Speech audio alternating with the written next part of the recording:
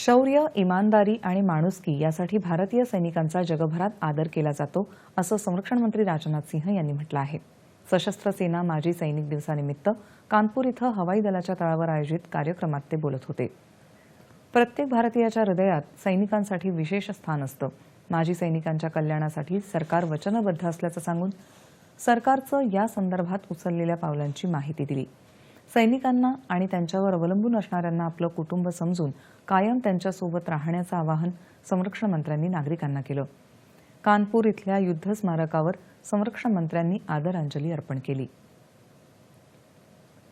मुंबईतल्या नौदल गोदीतल्या गौरव स्तंभ इथं आज ट्राय सर्व्हिसेस वेटरन्स डे निमित्त पुष्पचक्र अर्पण करून सैन्य दलातील तिन्ही विभागांच्या निवृत्त वीरांना आदरांजली अर्पण करण्यात आली। नौदलाच्या पश्चिम विभागाचे ध्वजाधिकारी व्हाईस ॲडमिरल संजय जे सिंग, लेफ्टनंट जनरल हरमिंदर सिंग केहलोन तसंच सैन्य दलाच्या तिन्ही विभागातील वरिष्ठ अधिकारी उपस्थित होते।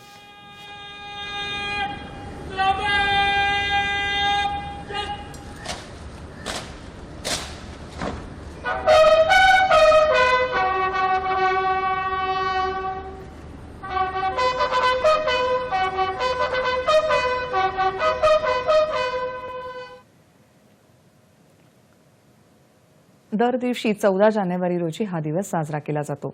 भारताचे पहिले लष्कर प्रमुख फील्ड मार्शल के.एम. करियप्पा आजच्या दिवशी 1953 मध्ये लष्करी सेवेतून निवृत्त झाले होते। त्यांच्या कार्याचा सन्मान करण्यासाठी दरवर्षी हा दिवस साजरा केला जातो।